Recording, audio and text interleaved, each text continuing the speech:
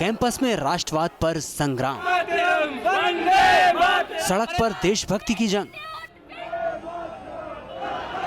संगठनों के प्रोटेस्ट मार्च का सिलसिला, कैंपस में लेफ्ट राइट की बिग फाइट, कड़ी सुरक्षा के बीच एबीवीपी कार्यकर्ताओं का मार्च दिल्ली यूनिवर्सिटी को बचाने के स्लोगन के साथ निकला है। भारत माता की जय, वंदे मातरम का नारा और छात्रों की भीड़ के बीच लहराता तिरंगा। इससे पहले लेफ्ट ग्रुप के स्टूडेंट्स ने एबीवीपी के खिलाफ प्रदर्शन किया था। इस मार्च के जरिए एबीवीपी ने लेफ्ट को जवाब देने की कोशिश की है। अपनी खास पेशकश में डीयू कैंपस में चल रही सियासत पर बहस कर रहे हैं। इसके लिए सीधे चलते हैं दिल्ली यूनिवर्सिटी कैंपस। भी अखाड़ा भले ही दिल्ली से कुछ किलोमीटर दूर उत्तर प्रदेश में इस वक्त हो, लेकिन सियासत का अखाड़ा इस वक्त दिल्ली में ही दिल्ली यूनिवर्सिटी बना हुआ है। और जो छात्र नेता विचारधारा की लड़ाई लड़ रहे हैं, फिलहाल एक साथ एक जगह बैठे हुए हैं, इनसे ही बात करते हैं कि ये पूरा मसला है क्या और क्यों ये संघर्ष फिलहाल डीयू में दिखाई दे रहा है। तो तमाम छात्र नेता इस वक्त हमारे साथ हैं। सबसे पहले तो ये बताइए, सेव डीयू कैंपेन क्या है? डीयू को किससे खतरा हो गया इतने सालों बाद और आप किससे डीयू को बचा रहे हैं? डीयू को इन वामपंथी देशद्रोहियों से खतरा है जो कि कैंपस में आकर देश विरोधी नारे लगाते हैं, कश्मीर की आज़ादी मांगते हैं, कैंपस में ऐसे सेमिनार करते हैं जिसमें इंडियन आर्मी को रेपिस्ट कहा जाता है। ऐसे लोगों से डीयू को बचाना है। जिस प्रकार जेएनयू में देश विरोधी नारे लगे और पूरे साल फिर उसके बाद जेएनयू का नाम खराब हुआ, ऐसा ही दिल्ली विश्वविद्यालय में ये लोग करना चाहते हैं जो इन्होंने रामजस में किया। इंडियन आर्मी को रेपिस्ट कहते हैं, उससे आपको बड़ा गुस्सा है, लेकिन एक लड़की को जो रेप की धमकी दे रहा है उसके लिए हमने तुरंत जाकर पुलिस में कंप्लेंट करवाई एबीवीपी की ओर से, और हमने कहा कि अगर वो सही कह रही हैं तो जिन भी लोगों ने उनको धमकी दी उनके खिलाफ तुरंत कार्रवाई की जानी चाहिए इस देश में। क्या वो एबीवीपी के थे? बिल्कुल भी एबीवीपी के नहीं थे, तभी तो हमने कंप्लेंट कराई। खाली एलिगेशन हमारे ऊपर लगाया जा रहा है, हमारा मीडिया ट्रायल किया जा रहा है, ऐसे कैसे संभव है? तो साकेत बहुगुणा जो एबीवीपी के हैं वो तो कह रहे हैं कि ऐसा नहीं है, लेकिन हमारे साथ एनएसयूए के भी नेता हैं अक्षय, एबीवीपी ने थ्रेट नहीं दिया है क्या गुरमेहर को रेप का? मैम, बात सिर्फ थ्रेट की नहीं है, ये लड़ाई सिर्फ दो रेप का थ्रेट दिया है कि नहीं एबीवीपी ने? ये बता। का थ्रेट देने वाले सिर्फ यही लोग हैं जिनकी विचारधारा के लोग हैं, और जो सिर्फ आपके पास सबूत है? सबूत के लिए मैं आप ट्विटर चेक कर सकते हैं, फेसबुक चेक कर सकते हैं, लड़कियों की इस तरीके से ट्रोल किया जा रहा है, एक से इनसेंसिटिव रिमार्क जिस तरीके से पास किए जाते हैं लड़कियों के ऊपर। सबूत तो नहीं है कि वो एबीवीपी के हैं? क्या किसी ने कहा कि एबीवीपी के हैं? नहीं, किसी बात से कोई अपने मनगढ़ंत जो कहानियां बना रहे हैं ये बिल्कुल उचित नहीं है। आप किसी भी तथ्य की बात कीजिए, मनगढ़ंत कहानियां कब तक चलेगी? जब तक आपके पास तथ्य नहीं है आप इस तरह की विचारधारा को नहीं फैला सकते।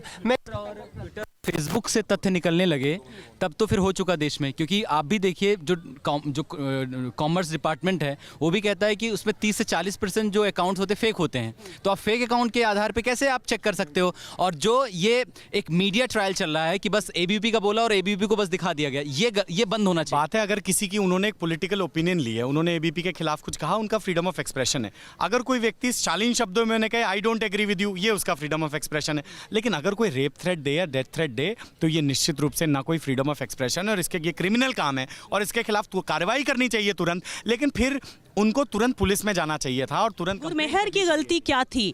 पीस के लिए बैकिंग करना, मतलब शांति का प्रवक्ता बनना, या फिर कुछ और? क्या उनकी गलती थी? नहीं, मुझे तो लगता है इसके पीछे कोई बहुत बड़ा षड्यंत्र है जो धीरे धीरे देश के सामने उजागर होगा।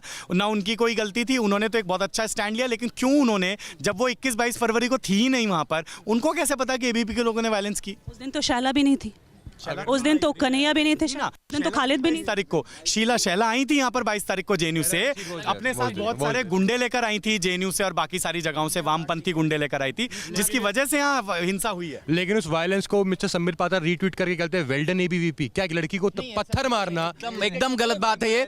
अगर एनएसयूआई के साथ प्रॉब्लम यही है, एनएसयूआई के साथ यही प्रॉब्लम, बिना फैक्ट के वो बात, आप वो वीडियो आप वो मुझे ट्वीट, आप वो रिट्वीट दिखाइए, आप वो रिट्वीट तुरंत दिखाइए। मैं न्यूज नेशन से रिक्वेस्ट करना चाहूंगा कि भाई साहब ने जो एलिगेशन लगाया संबित पात्रा पे, वो रिट्वीट दिखाइए। सारी चीजें अकाउंट, ट्विटर अकाउंट आपके पास। क्या संबित पात्रा ने ट्वीट नहीं किया? मैं इनसे पूछना चाहता हूं, संबित पात्रा ने नहीं इसको ट्वीट कह रहे हैं ये। देखिए उन्होंने लिखा वेल डन एबीवीपी इसलिए क्योंकि हम देशद्रोहियों से लड़े, उस बात के लिए तो बिल्कुल ही स्वागत हमारा देश भर ने किया। क्या लिखकर लिखा था कि आपने देशद्रोहियों से लड़ाई की इसलिए, या फिर गुरमेहर को धमकी दी? ये बात कर रहे हैं 22 तारीख की, गुरमेहर जी सीन में आई हैं 25 तारीख को, तो कहीं से भी उससे रिलेटेड तथ्य नहीं। लेकिन मामला तो भड़का तभी ना जब बात इस देश के अंदर इतिहास बदलने वाली बात है। अगर रोहित वेमुला का मामला तूल पकड़ता, रोहित वेमुला को दलित डिक्लेयर, ये लोग फिर मना करते कि वो दलित नहीं था। अखलाक के फ्रिज के अंदर पाया हुआ मीट फिर बाद में बीफ में तब्दील हो जाता है। गुरमेहर कौर के पिताजी जो कारगिल के पहले शहीद बताए जा रहे थे, फिर उन्हें ये भी मना कर कि शहीद नहीं थे वो कारगिल की जंग के अंदर। तो इतिहास बदलने और अपनी आइडियोलॉजी को ये लोग इम्पोज करने की जो इनकी टेक्निक है वो कोई इनसे सीखे। मेहर के पिता की आत्मा रो रही होगी, इसकी चिंता किरण रिजिजू को हो रही है क्या? उनसे आत्मा ने आकर कहा था उनके, क्या शहीद का हवाला देना और किसी परिवार को बोलने के लिए ये सही है? नहीं, सारे शहीद बराबर हैं। हर शहीद ने भारत माता के लिए अपनी कुर्बानी दी है, उनका सम्मान होना चाहिए, उनका कोई अपमान नहीं किया जाना चाहिए और इस विषय पर राजनीति भी नहीं होनी चाहिए। राजनीतिक नेताओं गलत है नेताओं का कूदना इस मामले में? बिल्कुल गलत है। बीजेपी के जो नेता कूदे उनका भी गलत? सभी पार्टियों के जो भी राजनीतिक नेता इस मामले में घुस रहे हैं। हम तो कैंपस में आज हमने प्रोटेस्ट किया, एक भी राजनीतिक नेता नहीं यहाँ पर आए, लेकिन आप पूछिए वामपंथी यहाँ पर आए तो अपने साथ सीताराम येचुरी को लेकर आए, अपने साथ योगेंद्र यादव को लेकर आए। तो बात समझ जाती है। आप लोगों का क्या ओपिनियन है? जेएनयू में जो मैं कह रहा हूँ कि उमर खालिद को बुलाना क्या जरूरी था? पीएचडी करने वाले का और छात्र नहीं है क्या? वो विवेकानंद जी हैं जो उनके सेमिनार। लेकिन अगर बुलाएंगे तो क्या हंगामा इतना ज्यादा होगा? जब उनके पास देशद्रोही का आरोप है तो क्यों बुला? सिद्ध नहीं हुआ है आरोप।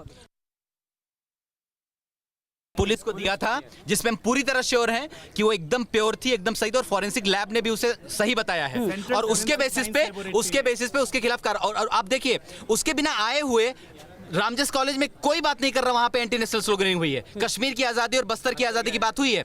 उमर खालिद जहां भी आएगा उसका जो एक हिडन एजेंडा वही है कि भारत के टुकड़े करवाना। वही चीज उसने जेएनयू में किया, 9 फरवरी का मास्टरमाइंड होगा, आपको पता होगा। और वही चीज ये रामजस कॉलेज में 21 फरवरी को जो प्लानिंग हुई थी और विद्यार्थी परिषद ऐसे किसी भी एक्ट को जो देश के विरोध में होगा उसका विरोध करेगा। लेकिन रामजस प्रशासन को हटाकर, यूनिवर्सिटी प्रशासन को छोड़ के, दिल्ली पुलिस को हटाकर कानून अपने हाथ में लेके लड़कियों को डंडे मारना, कपड़े फाड़ना, क्या हिंसक राष्ट्रवाद ही देश प्रेम की निशानी है? बिल्कुल भी नहीं। किसी भी प्रकार की हिंसा की हमने पहले भी निंदा की थी और कड़ी निंदा हम इसकी करते हैं, लेकिन तो फिर उस दिन पत्थरबाजी कैसे हुई? बिल्कुल एबीपी के कार्यकर्ताओं ने बिल्कुल पत्थरबाजी नहीं तो की। कौन थे? किसी ने जब बाहर पत्थरबाजी नहीं की, किसने किया? लोग सैला राशिद और उमर खालिद जैसे लोग थे वहाँ पर सुचिता डे जैसे लोग थे और ये लोग पहले यहाँ आने से पहले हम देखेंगे अपने ही लोगों पे पत्थरबाजी कराई। उन्होंने आम छात्रों पे, जो कॉलेज में आम छात्र थे, इससे पहले इन्होंने HCU में भी इस तरह किया है, एमनेस्टी इंटरनेशनल, आप वहाँ देखेंगे, NIT श्रीनगर में देखेंगे, हर जगह इन लोगों ने देश के खिलाफ आवाज उठाई है। एक सवाल जो आजकल सबके मन में उठ रहा है कि पिछले इन 3 सालों में जो ये कैंपसेस हैं ये इस तरह से अखाड़ा क्यों बन गए, युद्ध के मैदान क्यों बन गए हैं? 3 साल पहले क्या कोई भी हालात नहीं थे? देखिए, ये वामपंथी दल और जो इनका एजेंडा है इसके ऊपर सरकार से भी कहीं ना कहीं प्रहार हो रहा है। 3 साल पहले नहीं था ना, सरकार चेंज हुई तो ये बिल से निकलने शुरू हो गए। सरकार बनने से पहले आप कमजोर थे? नहीं, बिल्कुल नहीं। कैंपस में तो हम इन पे हमेशा अटैक करते रहे, लेकिन आइडियोलॉजिकल अटैक रहा है, हमेशा हम इनको एक्सपोज करते रहे। लेकिन अब केंद्र सरकार ने भी जिस प्रकार इतनी एनजीओज बंद करी, फॉरेन फंडिंग, मतलब केंद्र सरकार से ताकत मिल रही है आपको? नहीं, केंद्र सरकार से ताकत मिल रही है, देश को ताकत मिल रही है केंद्र सरकार से। डिमोनेटाइजेशन हुआ तो एबीवीपी क्या देश है? सेपरेटिस्ट नहीं, एबीवीपी क्या देश आप है? एक बात बताइए, अगर देश विरोधी नारे लगेंगे तो क्या एक रिस्पॉन्सिबल स्टूडेंट होने के नाते, भारत का एक नागरिक होने के नाते, कश्मीर मांगे आजादी का कोई नारा लगाएगा तो उसका विरोध नहीं करना चाहिए वहां पर? एक बात जो पहले से कही जा रही थी, नहीं पहले भी लगाए जाते थे, कश्मीर पहले भी कहा जाता है, 1 मिनट पहले कहा जाता था, अश्लील शब्द कहे जाते हैं। ये दुर्गा माँ को अश्लील शब्द कहने वाली तब की बात है, तब हंगामा क्यों नहीं हुआ था? तब भी किया गया था। तब वहाँ पर 650 छात्र रोड पर निकल के उन्होंने यूनाइट करके वहाँ पर मार्च निकाला था, तब भी वहाँ पर उन छात्रों को नकारा था। 1 साल हो चुका, कन्हैया कुमार पे एफआईआर नहीं है और अपनी बेइज्जती खुद करवाने के लिए कल विद्यार्थी परिषद दिल्ली पुलिस हेडक्वार्टर के सामने प्रदर्शन करता है और ये बोलता है कि आपने 1 साल से चार्जशीट दाखिल नहीं की, उसका मीडिया ट्रायल करके उसको एंटी नेशनल घोषित कर चुके हैं आप लोग, लेकिन क्या एफआईआर दाखिल नहीं कर पाई? इतनी क्यों हो चुकी है। क्यों एफआईआर? 9 फरवरी को कार्यक्रम क्या भारत की आजादी के लिए था या भारत का रिपब्लिक डे था? उस दिन दुर्दांत आतंकवादी अफजल गुरु मारा गया था, उसको फांसी दी गई थी, इसलिए वहां इकट्ठे हुए थे।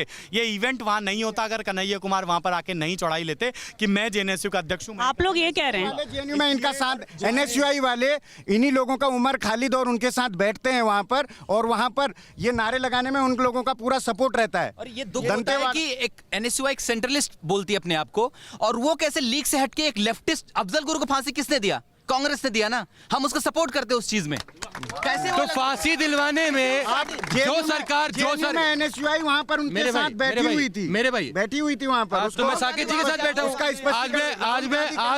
आज मैं साकेत जी के साथ अगर बैठा हुआ हूँ तो आज मैं गलत हूँ क्या? देशभक्ति का सर्टिफिकेट बांटने का राहुल गांधी वहां पर कौन देगा? देशभक्ति का सर्टिफिकेट कौन देगा? कौन देगा? आप लोग में कोई बताएगा कि देशभक्ति का सर्टिफिकेट कहाँ बांटा जाएगा? क्योंकि जो भी देखो हम लोग जो भी यहाँ पे जिस दिन यहाँ पे वो जेएनयू वाला मुद्दा हुआ था उसके दिन जो जेएनयू के लोग यहाँ पे आए और एबीपी ने जो उनको घेरा बना के उनको करा भी गया, जो भी अब जो भी मुद्दा है क्यों नहीं पुलिस में जाके बोलते। क्यों रखता हूँ एनएसयूआई से छात्र मैं रखता हूँ एनएसयूआई का, मैं छात्र नेता रहा हूँ, मैं सत्यवती का भी रहा हूँ और मैं हो रहा हूँ, पर जो इन लोगों की गुंडागर्दी जो यहाँ पे चल रही है कैंपस के अंदर वो बहुत गलत चल रही है। यहाँ पे सभी छात्र जो भी छात्र हैं यहाँ पे सबको पढ़ने में दिक्कतें हो रही है। यहाँ पे पूरा छावनी कैंट बनाया हुआ है पूरा एक हफ्ते। लेकिन इस लड़ाई में राहुल गांधी क्यों कूदते हैं? क्यों इसमें पूरे अमित शाह भी कूदे हुए हैं और अनुपम खेर भी कूदे हुए, सब क्यों नहीं बोला? सबने बोला, क्यों नहीं बोला? क्यों नहीं बोला? कहाँ नहीं बोला? क्यों नहीं बोला? चलिए किरण रिजिजू ने बोला है, वेंकैया नायडू ने बोला, सबने बोला। क्यों नेता पूरे बोलते हैं? इनके सारे नेता इनके पूरे बीच में आ जाते हैं, बीजेपी के जितने भी नेता हैं। और एनएसयूआई का राहुल गांधी, इन्होंने क्या करा? कुछ भी हो, राहुल गांधी वहाँ पाइनएप्पल का बोलते हैं, ये कोकोनट ले आते हैं वहाँ पे, हर जगह झूठ इनका है, इन्हें बोलना ही नहीं आता इन लोगों को। ये झूठ ये अखबारी गलती नहीं थी। अमित शाह जी जाते हैं वहाँ पे मणिपुर में, वो भी बोलते हैं। कॉमन स्टूडेंट है जो किसी छात्र संघ से ताल्लुक नहीं रखता है, जो बोलेगा आप किसी छात्र संघ से ताल्लुक नहीं रखते। जब इस तरह की लड़ाई होती है कैंपस में और पढ़ाई जो सबसे ज्यादा मकसद है यहाँ का वो नहीं हो पाता है, तो आप एक कॉमन स्टूडेंट क्या सोचता है? कॉमन स्टूडेंट मैम ये सोचता है कि ऐसा हुआ क्यों, आपने ऐसा माहौल क्रिएट क्यों किया? किसने किया? उमर खालिद का यहाँ पर आना कहाँ से वाजिब है? कहाँ से वाजिब है? उमर खालिद का यहाँ पे आना कहाँ से वाजिब है? इस बात का जवाब मुझे चाहिए। कौन देगा जवाब? कोई नहीं देगा। किसे रिस्पॉन्सिबल मानते हैं? मैं रिस्पॉन्सिबल मानता हूँ उस संगठन को जो इस तरीके की एक्टिविटीज में इन्वॉल्व हो। कौन सा संगठन? आप नाम? मैं क्यों नाम लूँ? नाम सबको पता है। मैं नाम नहीं किसी का लेना चाहता, क्योंकि जैसे मैं नाम लूंगा आप मुझे किसी के साथ जोड़ देंगे, इस वजह से मैं किसी का नाम नहीं लेना चाहता। मैं किसी का नाम नहीं लेना चाहता। और मैं आपको ये बताना चाहता हूँ कि जब आप देखते हो कि कोई काम कर रहा है और आप माइक्रोस्कोप से भी देख रहे हो, माइक्रोस्कोप से आप देख रहे हो कि कुछ तो हमें मिल जाए जिसपे हम जिसपे हम घेरें सरकार को, क्रिटिसाइज करें या किसी को भी क्रिटिसाइज करें। मैं लॉ फैकल्टी का 3rd ईयर का स्टूडेंट हूँ। मैं तमाम लोगों से इन सब से पूछना चाहता हूँ कि मेरी लास्ट वीक में जो क्लासेज जो जिनकी आपकी वजह से जो यहाँ पे मुद्दा हुआ है, ये पॉलिटिक्स इतना बड़ा इशू बना दिया गया, हमको कोई भी फ्रीडम स्पीच यहाँ पर है। मैं लॉ फैकल्टी यहाँ पे दिल्ली यूनिवर्सिटी में 2009 से यहाँ पे स्टूडेंट हूँ। मुझे फ्रीडम ऑफ स्पीच का यहाँ पे है, एक्सप्रेशन का मुझे है। यहाँ पे कोई भी मुद्दा ऐसा नहीं है कि हमें बोलने की आज़ादी नहीं है। यहाँ कोई भी नेता, तमाम नेताओं ने इस पर बात की है, सीताराम येचुरी से लेकर राहुल गांधी से लेकर जो बीजेपी के नेता हैं केजरीवाल तक, लेकिन किसी भी नेता ने क्या ये कहा कि हम चल के बात करते हैं, छात्रों को समझाते बुझाते हैं और ये मामला खत्म कराते हैं? किसी नेता ने ये कहा या सबने इस पर अपनी राजनीति की रोटियां सेकी? किसी ने कुछ कहा?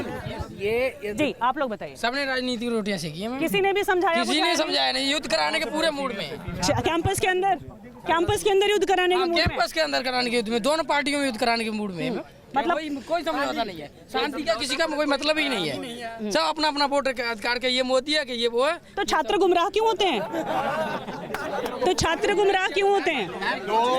दो एक्सट्रीम ग्रुप की लड़ाई के अंदर अगर आज दो रामदास के बच्चे एक दूसरे पर पत्थर फेंक रहे हैं, एक दूसरे को कपड़े फाड़ रहे हैं एक ही कॉलेज में, एनएसयूआई सिर्फ शांति का अपील कर रहे हैं। एक तरीके से इनके साथी प्रशांत मिश्रा विरोध कर चुके हैं, थप्पड़ मार चुके हैं, सस्पेंड किया, लेकिन पुलिस ने क्या एक्शन लिया? नहीं, सस्पेंड करके तो संदेश दिया इन्होंने। संदेश दिया है। एनएसयूआई का स्टैंड हमेशा से रहा है कि ना केसरिया ना लाल सलाम। दिल्ली यूनिवर्सिटी मेरे भाईचारे का हम है अरमान। और हमने तो पहले कहा ना, इनसे भी हम कहते हैं मार्क्सवाद और माओवाद के चक्कर में क्यों फंसते हो? ना मार्क्सवाद ना नक्सलवाद, सबसे ऊपर राष्ट्रवाद।